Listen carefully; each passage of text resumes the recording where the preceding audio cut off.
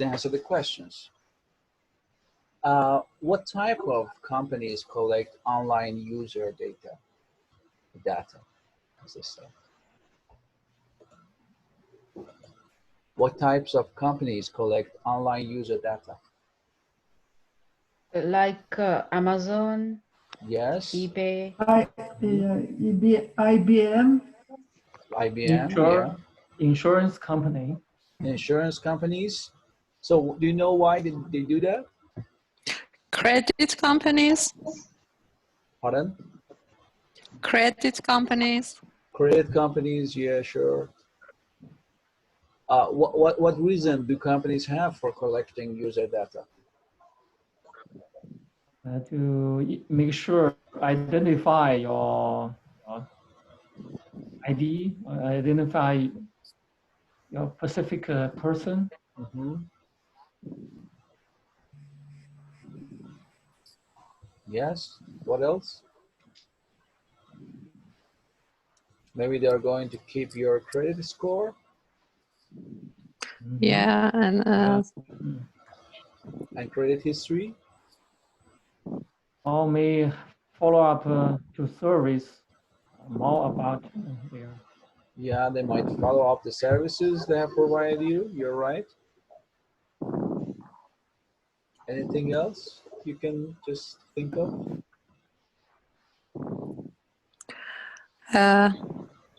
maybe they want to know about their customer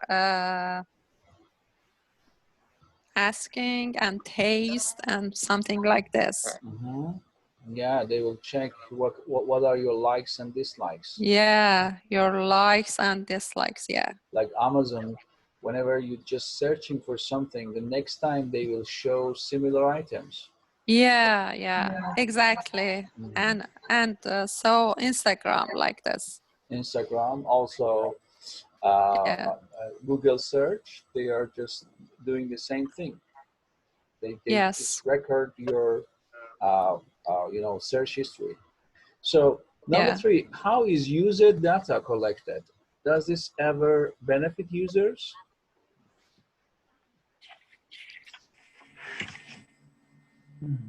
How is user data collected?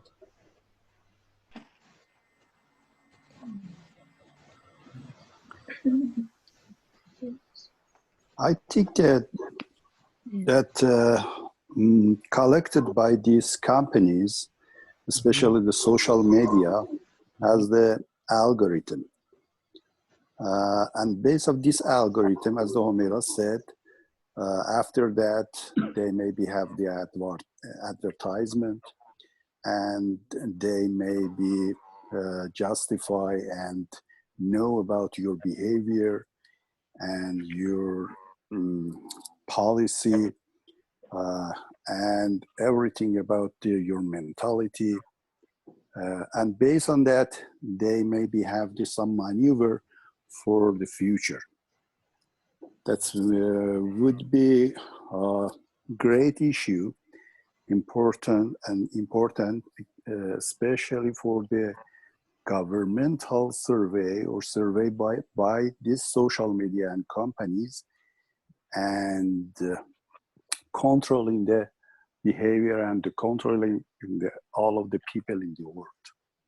Do you think that the users also benefit from this data collection? In first step, maybe yes.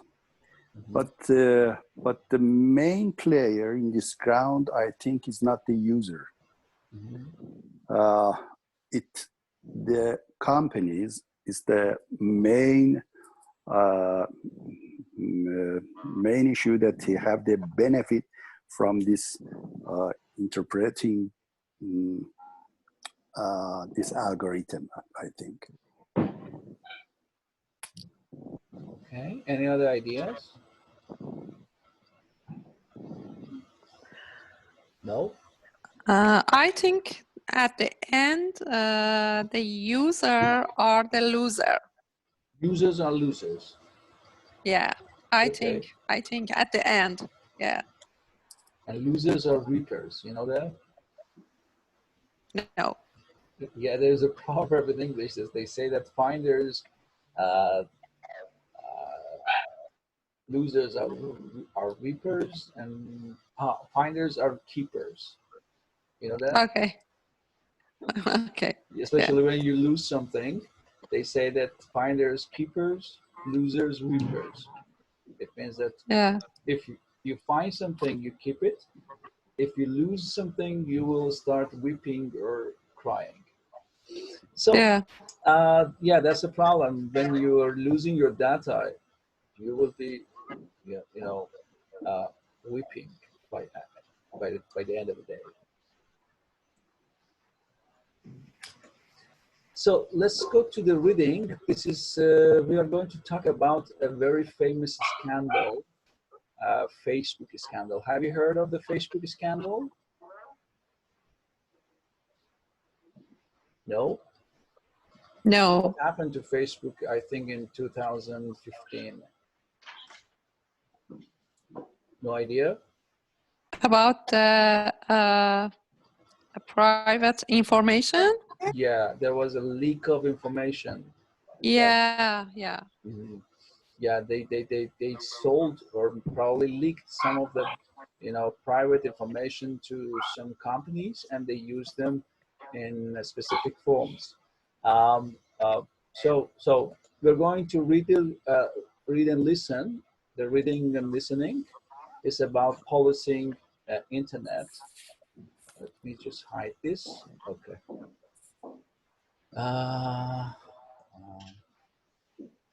So let's listen. I have to just get it out. What's that? Online privacy, policing the internet. In 2015, Cambridge Analytica, a voter analytics group, accessed the private data of a million Facebook users. Okay, I think someone is not mute. Let me just mute everybody. Mute control.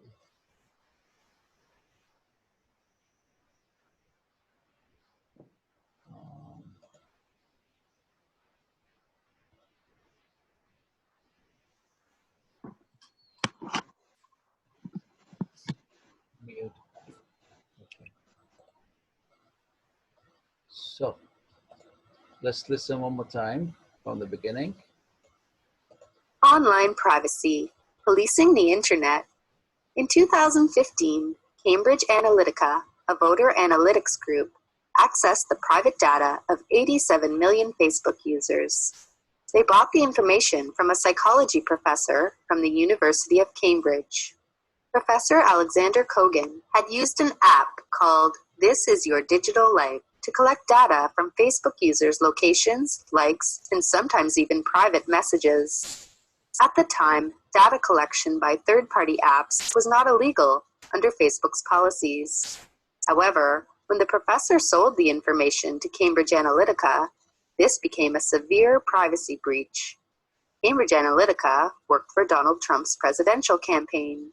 Facebook learned of this privacy breach in 2015, but did not notify its affected users at the time. Instead, Facebook took down the app and told Cambridge Analytica to delete any user information it had. The company agreed to do this, but they used the information to help the Trump campaign instead. In March 2018, the public became aware of Facebook's worst privacy scandal in history, when a Canadian whistleblower, who had previously worked for Cambridge Analytica, shared his story with The Guardian. When the story broke, Facebook CEO Mark Zuckerberg, who usually tries to stay out of the limelight, had to face the backlash of millions of Facebook users. The CEO quickly admitted to his company's mistake and said it had updated its policies to prevent this from happening again. Zuckerberg's apology was not enough for U.S. lawmakers. In April 2018, the CEO was asked to testify before the U.S. Senate on the subject of privacy. While in the hot seat, Zuckerberg admitted to mistakes but defended his company, saying that it started in his dorm room and was never expected to grow as quickly as it did. During the Senate hearings, Zuckerberg said he would consider a new policy requiring Facebook to notify users within 72 hours of a privacy breach. He also agreed that a law requiring tech companies to get permission before reusing users' data would be a good idea. When asked if he thought his company should be regulated, Zuckerberg said yes, if Facebook was treated as a tech company rather than a media company. Despite this scandal, Zuckerberg did not commit to changing users' default privacy settings. Many people want the default settings on social media sites such as Facebook set so that users have to opt out of strict privacy rather than opt in. However, the CEO did vow to work with the Senate on improving online privacy for the future. The company also offered a tool to allow users to see if their data had been compromised in the Cambridge Analytica scandal. Okay. Let's listen one more time, and this time, part by part, I will ask you questions, okay?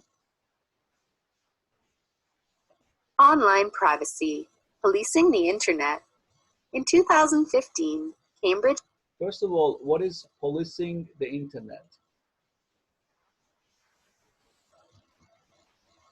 I think have regulation. Yeah, it means regulating the internet, means enforcing some regulations or some rules on the internet. That is called. Yes. Analytica, a voter analytics group.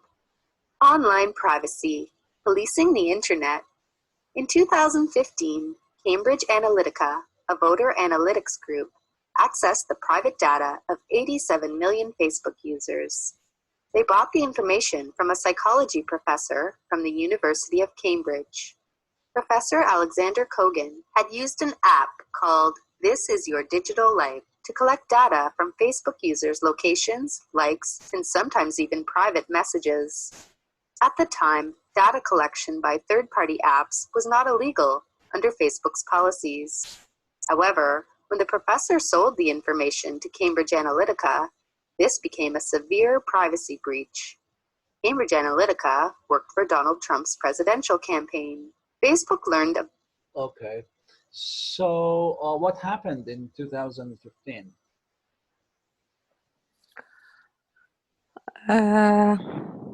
A Cambridge professor bought this information to a company, the name of Cambridge Analytica, that work for Donald Trump presidential campaign. That's right.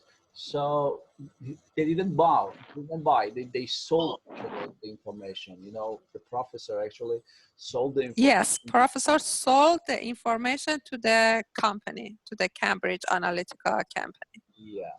And so how many people were affected at that time? I think it was 87 million people. Yeah.